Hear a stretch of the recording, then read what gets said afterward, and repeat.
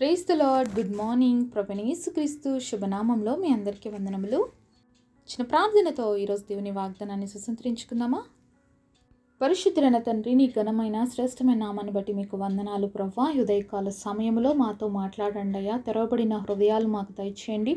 వినగలిగిన చెవి, గ్రహించే ఆత్మ మనసునిచ్చి మా అందరితో మాట్లాడి దర్శించమని యేసు నామంలో ప్రార్థిస్తున్నాం తండ్రి, ఆమేన్.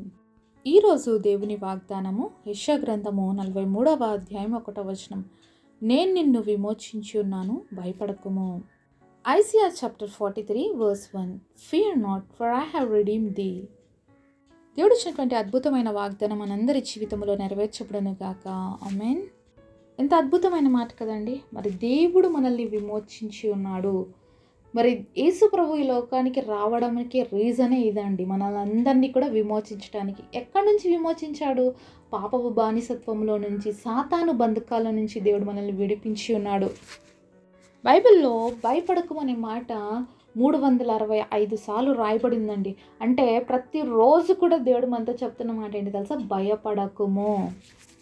ఈరోజు నీ జీవితంలో ఏ పరిస్థితులు ఉన్నాయో, నేను భయపడుతూ, కలవరపెడుతూ, నేను ఇబ్బంది పెడుతూ, బాధ పెడుతూ ఉన్నటువంటి పరిస్థితులు ఏవైనా ఉండనివ్వండి. అయితే ఈ పరిస్థితుల్లో దేవుడు మనతో ఉన్నప్పుడు ఆ భయపడేటువంటి ఏ పరిస్థితి మన జీవితంలో ఉందో మనం ఖచ్చితంగా దాన్ని జయించగలుగుతాం.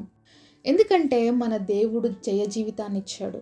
ఎందుకంటే మన దేవుడు ఆల్రెడీ ఈ లోకంలో ఉన్నటువంటి ప్రతి పరిస్థితిని జయించి మనకు చెప్పాడు, లోకంలో మీకు అనేకమైన శ్రమలు కలుగుతాయి, అయినప్పటికీ మీరు భయపడొద్దండి, నేను లోకాన్ని జయించాను, కాబట్టి మీరు కూడా జయించండి అని. ఈరోజు పొద్దున్న లేచినప్పటి నుంచి కూడా ప్రతి ఒక్క మానవుని జీవితంలో ఏదో ఒక కలవరము, ఏదో ఒక భయము, ఏదో ఒక ఆందోళన. ఎందుకంటే మానవ శరీరాల్లో ఉన్నామండి, లోకంలో ఉన్నాం. లోకము సాతాను అధికారంలో ఉంది. కాబట్టి ప్రతిరోజు ఏదో ఒక సమస్య అనేది మనం అందరం ఎదుర్కోవాల్సి వస్తుంది. అలాంటి పరిస్థితులు ఎన్నో వస్తాయి. అయినప్పటికీ కూడా నా విమోచకుడు నాతో ఉన్నాడు, నా దేవుడు శక్తివంతుడు, నాకు సహాయం చేయటానికి అనే ధైర్యంగా మనం ముందుకు అడుగులు వేస్తూ వెళ్ళినట్లయితే ఏ పరిస్థితులు మన ముందు ఉన్నాయో అవన్నిటి నుంచి కూడా దేవుడు మనల్ని విడుదల చేస్తాడు. ఇశ్రాయేలు యొక్క జీవితంలో కూడా అనేకమైనటువంటి పరిస్థితులు వచ్చాయండి. ఎన్నో భయంకరమైనటువంటి సిచ్యుయేషన్స్ గుండా వాళ్ళు వెళ్ళాల్సి వచ్చింది. అయితే ఆ పరిస్థితులన్నిట్లో కూడా దేవుడు వారు ముందుండి నడిపించాడు, విజయాన్ని ఇచ్చాడు. మరి ఇజ్రాయెల్ని బానిసత్వంలో నుంచి విడిపించాడు. ఆ రోజు ఎన్నో సంవత్సరాలుగా 400 సంవత్సరాలు పైబడి వాళ్ళు బానిసత్వంలో ఉన్నారు. ఐగుప్తు యొక్క ప్రాంతంలో వాళ్ళు బానిసలుగా ఉన్నారు. అయితే ఆ బానిసత్వం నుంచి వాళ్ళని విడిపించడానికి దేవుడు అనేకమైనటువంటి అద్భుతాలు వాళ్ళ జీవితంలో చేసి బయట తీసుకొచ్చాడండి ఐగుప్తు దేశంలో నుండి. ఆ రోజు అనేకమైనటువంటి అద్భుతాలు చేశాడు. అయితే ఈరోజు మానవుని విమోచించడానికి, మానవులు చెరలో నుంచి విడిపించబడ్డానికి దేవుడే లోకానికి రావాల్సి వచ్చిందండి. దేవుని యొక్క కుమారుడు మనందరి పాపాల కోసం మరణించాల్సి వచ్చింది కల్వరి శిలువలో. మరి ఏ పాపము, ఏ యొక్క తప్పు చేయనటువంటి దేవుడు మరి మనందరి పాప విమోచన కొరకు ఆయన పాపముగా, శాపముగా కల్వరి శిలువలో మార్చబడ్డాడు. మనందరి పాపము ఆయన మీద వేసుకొని, మనందరి దోషం ఆయన మీద వేసుకొని చూడనల్ల నసహ్యంగా మార్చబడ్డాడు. మరి దేవుడి చేత విడవబడ్డాడు. మన చెయ్యి తండ్రికి అప్పగించడానికి ఆయన చెయ్యి తండ్రి చేతిలో నుంచి ఆ రోజు విడిచివేయబడిందండి. నిజంగా ఎడబాటు దేవుడు ఎంతో తట్టుకోలేకపోయాడు, కానీ మనందరి చేతులు తండ్రి చేతికి అప్పగించాడు. ప్రాణాన్ని నీ కోసం, నా కోసం ఇచ్చి ఆ కల్వరి శిలువలో మరణించి తిరిగి మృత్యుంజయుడుగా తిరిగి లేచినటువంటి దేవుడు నువ్వున్న పరిస్థితుల నుంచి ఈరోజు నిన్ను విడిపించలేడా? ఏ పరిస్థితిని జీవితంలో నిన్ను కలవరపెడుతూ, బాధపడుతూ, ఇబ్బంది పెడుతూ అనేక సార్లు దేవుడికి నేను దూరంగా తీసుకెళ్ళిపోయి మరి దేవుడి దృష్టిలోనూ ఉండకుండా అనేక సార్లు పాపంలో పడిపోయే విధంగా ఏ పరిస్థితులు అయితే ఈరోజు నీ జీవితంలో చేసి ఉన్నాయో ఆ పరిస్థితుల్లో నుంచి దేవుడిని విమోచించడానికి ఇష్టపడుతున్నాడు. అయితే యేసయ్య దగ్గరకు వచ్చినట్లయితే తప్పకుండా ఆ పాపముల నుంచి నువ్వు విమోచించబడతావు. పాపము మనల్ని ఎప్పుడు మనశ్శాంతిగా ఉండనివ్వదండి. పాపము మన జీవితాల్లో నెమ్మది లేకుండా చేస్తుంది. పాపము మనల్ని బంధకాల్లోకి తీసుకెళ్ళిపోతుంది. మనకు చాలాసార్లు తెలియటం లేదు ఆ పరిస్థితి. అందుకనే ఈరోజు దేవుడు నీతో మాట్లాడుతున్నాడు. నీకు నెమ్మది లేదా? నీకు శాంతి లేదా? నీకు సమాధానం లేదా? అయితే ఎక్కడ నువ్వు పట్టబడిన స్థితిలో ఉన్నావు, ఏ పాపం నిన్ను పట్టుకొని ఉందో దాంట్లో నుంచి నేను విడిపిస్తాను అని దేవుడు సెలవిస్తూ ఉన్నాడు. ఎంతటి పాపాన్నైనా క్షమించడానికి యేసుప్రభు శక్తివంతుడండి. ఎవరినైనా ఆయన ఏ పాపం నుంచి అయినా విడిపించడానికి ఆయన శక్తివంతుడు. యేసుప్రభు క్షమించినటువంటి పాపం అంటూ ఏదీ లేదు. కాబట్టి ఈరోజు నువ్వు ఏ స్థితిలో ఉన్నావో దేవుడి దగ్గరకు వచ్చి ఒప్పుకో. తప్పకుండా నీ పాపము నుంచి నిన్ను విడిపింపజేస్తాడు. నీ పాప బంధకాలని తెంపివేస్తాడు. అంతేకాకుండా పరిశుద్ధ జీవితాన్ని ఇస్తాడు. ఒక మానవుడు పరిశుద్ధునిగా మార్చడానికి దేవుడు ఈ లోకానికి వచ్చాడండి. మానవుడి యొక్క అవిధేయత వలన, దేవుని యొక్క మాట వినకపోవడం వల్ల వచ్చినటువంటి పాపము, మొదటి ఆదాము ద్వారా పాపం ఎంటర్ అయితే కడపటి ఆదాముగా యేసుక్రీస్తు ప్రభు ఈ లోకానికి వచ్చి ప్రతి మానవుడిని పాపం నుంచి విమోచించున్నాడు. కాబట్టి నువ్వు భయపడాల్సిన అవసరం లేదు.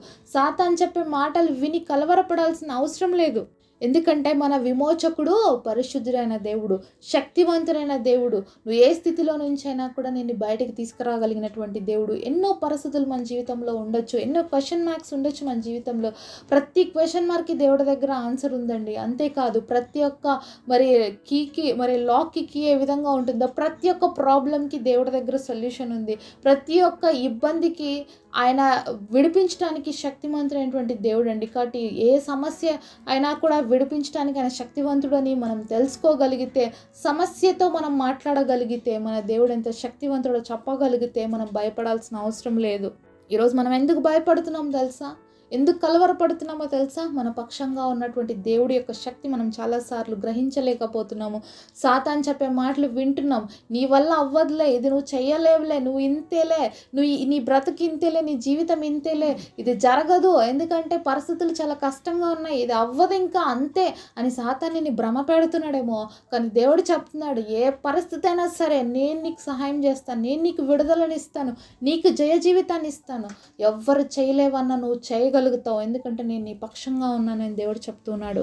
ఈరోజు ఎవరి మాటలు నిన్ను బాధపరుస్తున్నాయి, ఎవరి మాటలు నిన్ను భయపడుతున్నా వాటిని చూసి నువ్వు బలహీనపడొద్దు. మనుషులు నిన్ను చూసి నువ్వు చేయలేవని చెప్పొచ్చేమో, కానీ దేవుడు చెప్తున్నాడు నువ్వు చేయగలవు. ఎవరి శక్తి ద్వారా? దేవుడి శక్తి ద్వారా.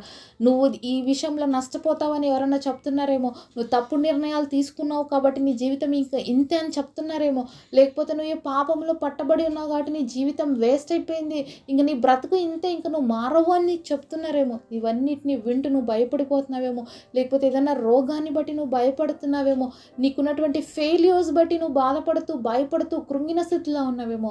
అయితే యేసుక్రీస్తు ప్రభువు నీతో చెప్తున్న మాట ఇదే, భయపడొద్దు, నేను నిన్ను విమోచించి ఉన్నాను అంటున్నాడు. కాబట్టి ఏ పరిస్థితి అయినా సరే ఈరోజు దేవుడు నిన్ను ఆ పరిస్థితుల నుంచి బయటకు తీసుకురాబోతున్నాడు. అంతేకాకుండా ఆ పరిస్థితుల్లో నుంచి నీకు విడుదలనిచ్చి జయ జీవితం అంటే ఏంటో నువ్వు అనుభవించే విధంగా చేస్తాడు.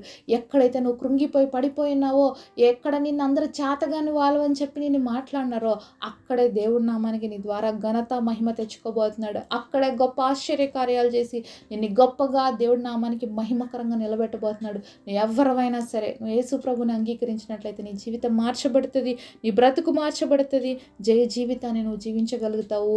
అంతేకాకుండా నీ జీవితంలో కోల్పోయిన సమస్తాన్ని తిరిగి ఇవ్వటానికి దేవుడు శక్తివంతుడు కనుక యేసయ్యకి నీ జీవితం అప్పగిస్తావా? యేసయ్య నీ హృదయంలోకి ఆహ్వానిస్తావా? యేసయ్యకి నీ హృదయంలో చోటిస్తావా? తప్పకుండా నేను ప్రతి దాంట్లో నుంచి విడుదల కలుగజేస్తాడు, విమోచించి నిన్ను గొప్ప వ్యక్తిగా అలాగే పరిశుద్ధుడిగా మార్చడానికి ఆయన శక్తివంతుడు కనుక నీ హృదయంలో ఆయనకు స్థానం ఇచ్చినట్లయితే తప్పకుండా ఈరోజు ఆయన యొక్క గొప్ప శక్తిని అనుభవించగలుగుతావు. కాబట్టి నువ్వు ఈరోజు దేవుని శక్తిని రుచి చూడాలని ఆశిస్తున్నట్లయితే నాతో పాటు కలిసి ప్రార్థనలు ఏకీవిస్తారా? పరిశుద్ధుడైన తండ్రి, మాతో మాట్లాడిన ప్రతి మాట కొరకు వందనాలు అయ్యా.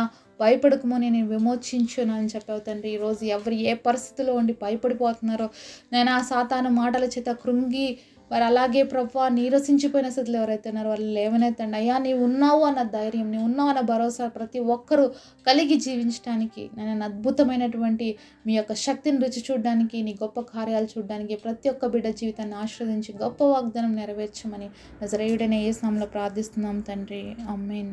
ఈరోజు బర్త్డే అలాగే వెడ్డింగ్ యానివర్సరీ సెలబ్రేట్ చేసుకుంటున్న మీ అందరికీ కూడా wish you happy birthday and happy anniversary. God bless you.